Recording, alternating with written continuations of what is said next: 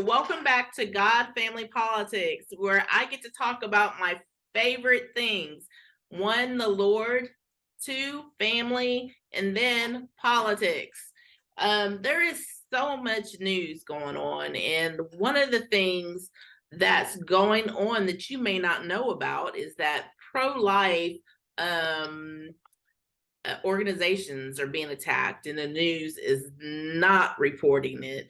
If it was the other way, then it would be this dire crisis, and white supremacy is trying to overthrow the country by stopping abortion, and it would just be on and on and on. But people are getting hurt, businesses are being destroyed, and of course, the media is not talking about it. Today with me, I have Reverend Jim Harden, and he has some experience in these things and what's going on. Reverend, could you please just give us a short bio on what you're working on right now? When I was looking at your long list of things that you do, and what you've been on and who's interviewed you, it just kind of goes on and on. Thanks for having me on, Doc Hodge. It's really an honor to be with you. Yes, there is so much happening in America. I think this is probably one of the most important cultural moments in 150 years in American history. Um, since the Emancipation Proclamation and all that happened with the Civil War. And quite interestingly enough, it has everything to do with very similar issue, and that is personhood. Um, the liberal kind of media won't talk about abortion in terms of personhood because they want to maintain it. But if we start talking about the government's job as protecting all people equally, without qualification and without partiality, the pro-abortion politicians and abortion industry get very nervous because if a child in the womb is determined to be a person fully human, then it's required by the Constitution for us to protect them in law. And so there's this overturning of Roe versus Wade in June was an amazing moment in the history of America, and it sparked violence all across the country, specifically violence against pro-life people and organizations. I've been working kind of in the middle of all that. We've been planning for the overturning of Roe versus Wade since 2018 in our organization, because what the overturning of Roe versus Wade did was dramatically alter the abortion industry overnight. And so that has major ramifications for how pregnancy centers, pro-life pregnancy centers operate, how women interact with the abortion industry, the nature of chemical abortion, the very dangerous nature of the chemical abortion industry, the fact that it's being deregulated and sent to women over the mail, that medical care in terms of women's reproductive health has dramatically gone down in terms of quality of care. Continuity of care is not there at all. And so I've been involved in the development. I wrote a book on medical ethics years ago, specifically in terms of women's reproductive health. That's coming back to the fore. We've got collusion and conspiracy with respect to government bad actors, and we can talk more about all of this. But just in terms of the last several months, we've got pro-abortion terrorists, literally life-threatening and firebombing. Even firebombing one of our pro-life medical offices in Buffalo. We've got law enforcement, federal law enforcement being politicized, refusing to, basically abdicating their duty to investigate these over 160 attacks now on pro-life organizations, and furthermore, actually going on the attack of pro-life people with trumped up FACE Act violations. FACE is a federal law that stands for Freedom of Access to Clinic and Church Entrance Act. There's 28 attacks on peaceful pro-life people by using the federal law enforcement. And we've got the collusion of pro-abortion political elected officials with big tech to censor pro-life people and organizations in their messaging. So all this is happening right now. I think we've got some 30 different attorneys and I think 7 or 8 different law firms that are working on I think 7 or 8 different legal uh, issues related to this. One of them is investigating whether or not there are charges to be brought against political bad actors and their collusion with big tech and the abortion industry to deprive pro-life people of their 14th Amendment rights of equal protection under the law, which is a violation of the Third KKK Act of 1871. This is all happening right now, and the kind of the liberal kind of progressive media won't talk about it at all. I mean, at all. They didn't even cover any of the attacks that we're aware of, and there have been 0 arrests. Think about that.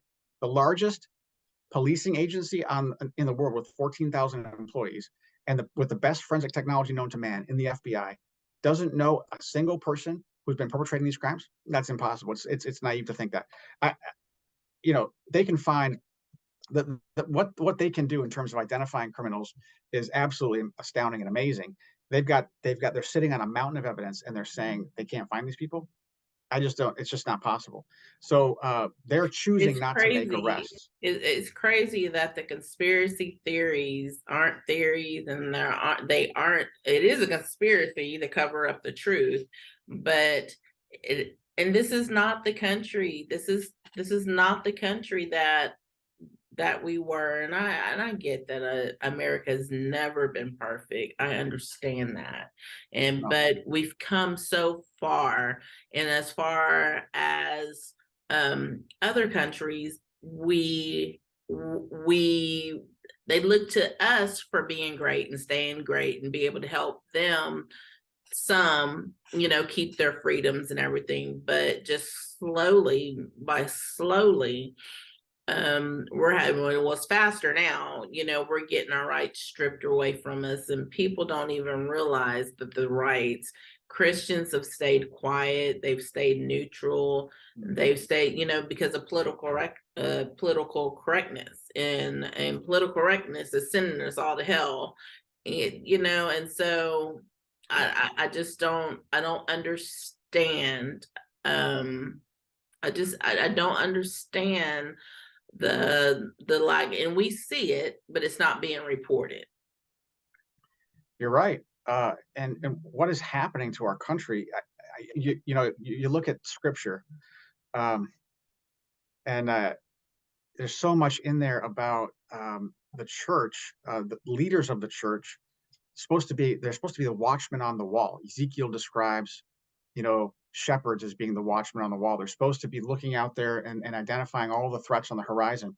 And Christians have taken this back seat approach to what they believed is what they term as politics. Well, we're just they hyper spiritualize everything, and they say, well, we're not getting involved in politics. Well, if the church doesn't have a prophetic voice, if they give up their prophetic voice, then where's the foundation for morality going to come from? Is it going to come from elected officials who Oh are God. venal cowards almost by definition? Mm. They simply represent the reality of the culture. They don't actually lead the culture. I mean, medicine doesn't lead the culture. Medicine lags behind the culture. We as the church are supposed to step up and be the voice. And I think this moment in the history of America is an opportunity for us to begin to talk about what it means to be human under God again. Because what abortion represents is a fundamental misunderstanding about what it means to be human. That's why abortion exists. What does it mean to be human? It We're all made in the image of God, all of us, Right. and therefore we're equally valuable. That's where human dignity comes from. Human dignity does not come from government. Human dignity comes from God. It is inborn. We carry with us the image of God, and that in and of itself demands respect. It demands deference. It demands that we protect and bless one another. And so when we start to debate who qualifies as a person protected under the law, we have entered into a barbaric and uncivilized moral reality that is tearing apart the fabric of our society. And that needs to stop. And the only way it can stop, the only way we can get back to a civilized order, and I believe people want that, the only way we can get back to a civilized order is if we get back to God. right, Right. Dr. Hodge? I mean, we Right, got absolutely. And I go back to Jeremiah, when God tells Jeremiah, before you were formed in your mother's womb, I knew you. So each person, and this is the thing.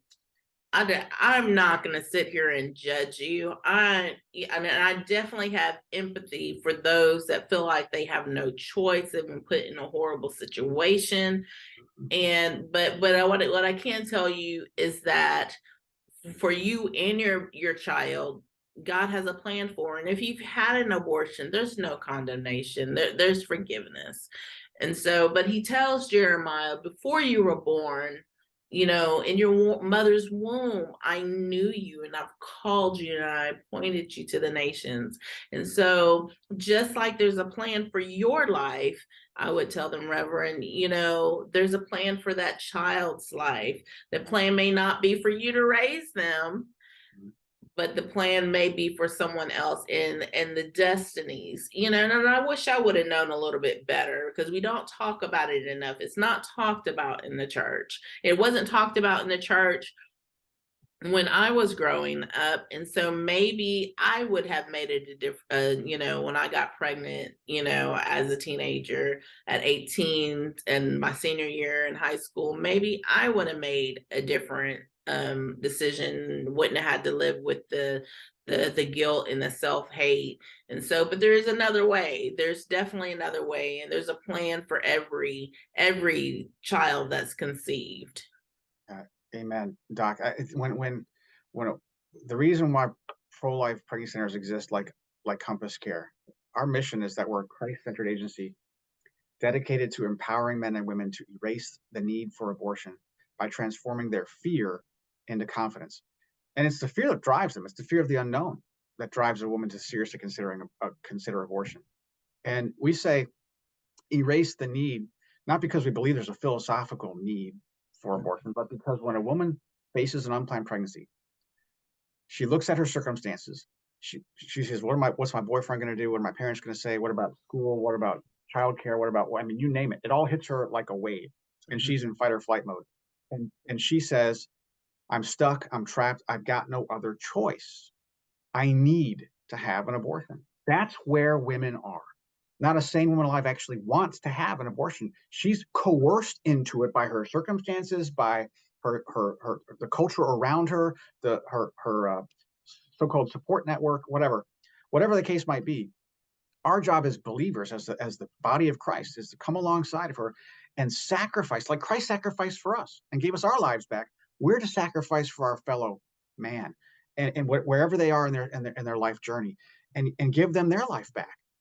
Give them ethical medical care, give them comprehensive community support, give them a vision of their future after having had a child, to say, I see now how it's possible. I can do this if I wanted to. That's true choice right there. And then most of the time she has her baby after that. That's just the way it works. And why would pregnancy centers, pro-life people, why are they considered so abhorrent to pro-abortion politicians, and why is there literally a terrorist organization organized around attacking pro-life people? Why are they dangerous to them? And I think, Doctor, I think that it's dangerous. Pro-life people are dangerous to them because pro-life people have a belief that is the only belief that stands between this country and tyranny. And I believe that the common belief that we all have, that we're all made in the image of God, and therefore equally valuable, deserving of protection and blessing, is what stands in their way. And here's what I mean. I don't think pro-abortion politicians care about abortion. I don't think they care about women. I don't think they care about women's rights. I don't think they care about medical care or access to medical care. I think they care about what abortion gives them. Abortion gives them absolute power. Absolute power is the ability to decide who lives and who dies. And what is abortion? Abortion is the government getting the power to say that this category of person can be killed legally, right? And so that's the camel's nose under the tent of tyranny, right there. And if they can, if we elect politicians who are okay with vesting themselves with the power to decide who lives and who dies, we've got a major problem in the electorate. and it's our job as citizens of this country to say no. It is not your our job is to leverage all of our creativity and sacrifice everything that we've got to protect one another. Otherwise, the justice system is a mirage. It's not blind anymore, certainly, and it's being used right now. And this is the problem that we're facing with our firebombing. The the justice system is being used to promote and protect a particular political ideology, and anybody Right. who stands in their way is treated like a That's second-class right. citizen. Hmm. Right. And so, if you have Christian values now, you're considered, Yep. nothing, terrorist, white supremacist, Yes. all these things. And so with this going on,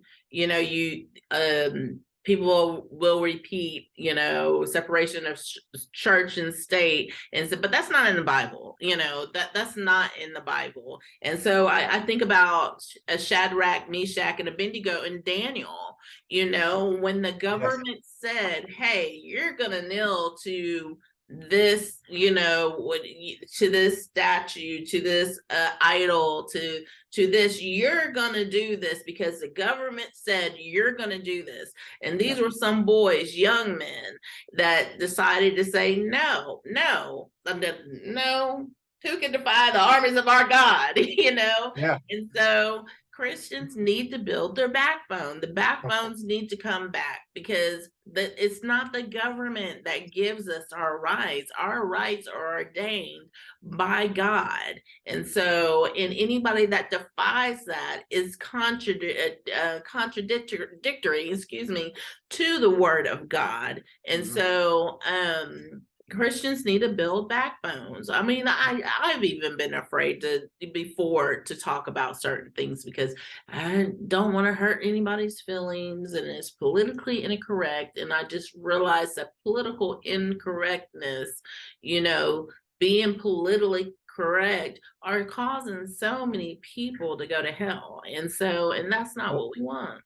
it's not what we want, and I have to tell you, I mean, I've been interviewed, as you described earlier on. I've been interviewed all across the country on so many different outlets, and I stopped in September, and I was afraid, and here's why.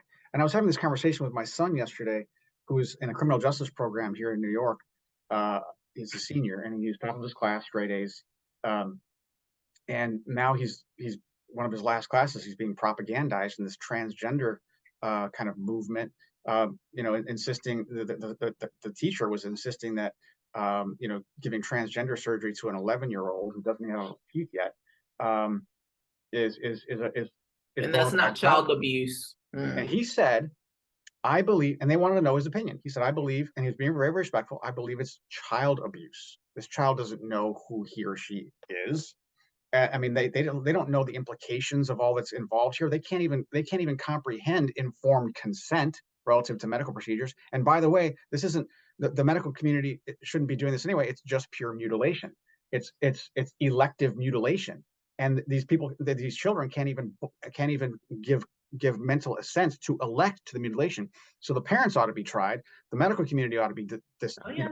take their license away. The politicians ought to be thrown in jail. All these people, you know, and so in September, so he's being sanctioned, by the way.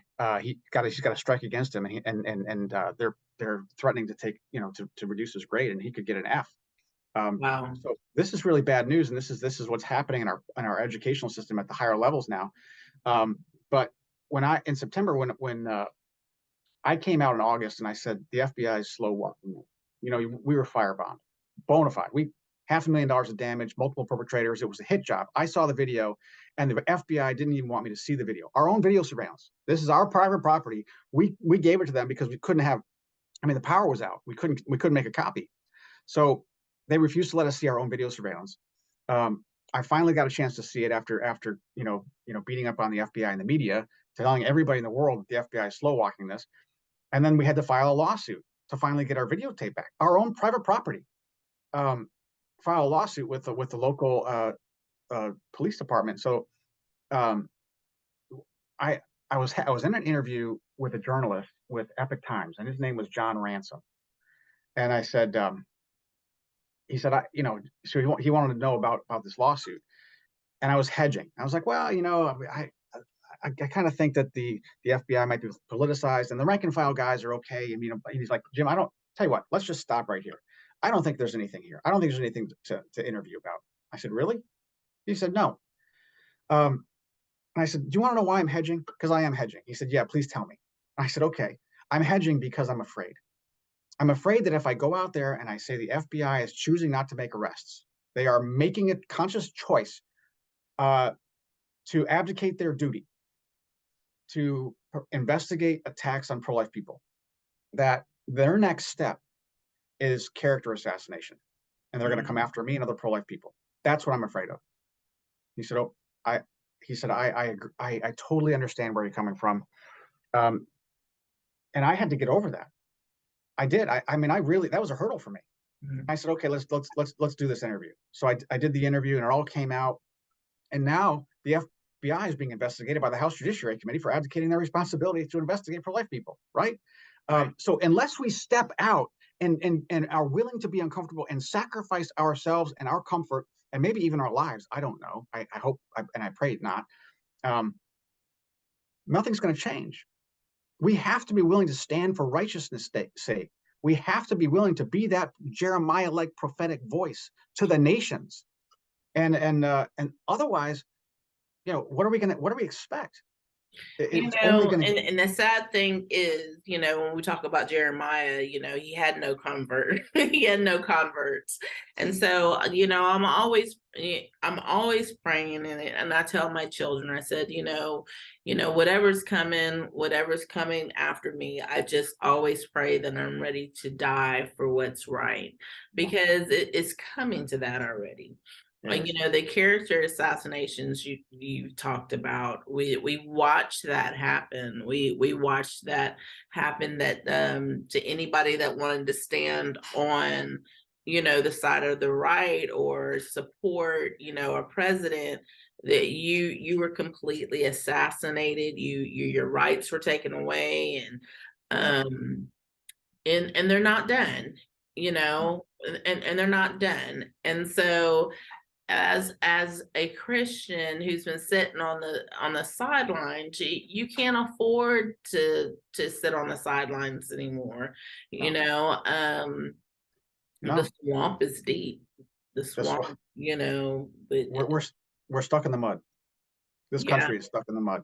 And Jeremiah, it's, what do you call it? What's that sinking dirt? That sinking. Oh, the quicksand. Quicksand. That's exactly what it is. Yes. Quicksand.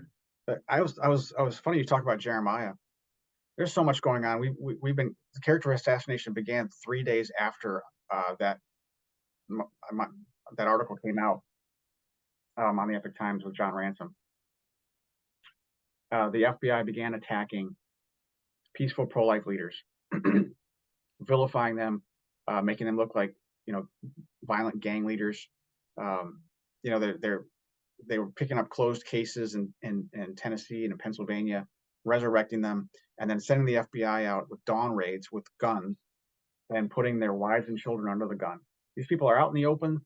They're peaceful, nonviolent, and here's the FBI targeting them. And now the FBI says, oh, 70% of all of our investigations are violence against pro-life organizations. Well, no. It should be 100%. It should, the 30% they're talking about that are what they're saying or characterizing as violence. It's not violent. These are peaceful pro-life people simply exercising their rights to communicate to the community in front of abortion clinics the truth of what's happening. And there's been no violence aside from the actual violence is coming from the left. And yet the political transference is going on. Transference, like psychological transference, when if somebody has a problem, that they're projecting that everybody else has the problem, but them. That's what's happening politically right now. We've got terrorists attacking us, and yet the political left is saying that pro-life people are terrorists, that we're violent. But it's not true at all. We're the ones. I was standing out in front of a smoldering facility. It was burned down by pro-abortion terrorists, and I was saying we even value the lives of these people that have violated us. Two firefighters were injured, and yet here I am standing in front of this facility as a pro-life leader saying all life is precious and valuable. Now, Yeah. justice needs to be done. Justice needs to be done. I'm not saying that. I'm just saying that we value the lives of those people that have attacked us. But that is not what they're saying on the other side. Nope. From their perspective, it's okay to use violence against people that disagree with you. And we're saying no, it's never in a civilized society that is never a never appropriate response. Um, so, in Jeremiah's time, like you described, Dr. Hodge, um, one of the primary problems that they were facing in Israel, and one of the reasons why God was judging them, was because they had embraced the culture of the nations around them, and they were sacrificing their children, Yes. putting their children through the fire. Mm. Right? Mm. That became part of Israel and Judah's way of life. They had and in Jeremiah, basically God says it didn't even enter my mind the things that they were doing with respect to child sacrifice. And that's, if God judged Israel, his people, because of that, uh, he's going to have to apologize to Israel if he doesn't judge America for that. Wow. Because the volume of child sacrifice that we've engaged is much more than Israel ever engaged, just in terms of abortion numbers. So we've got to stand up for mercy's sake, doctor.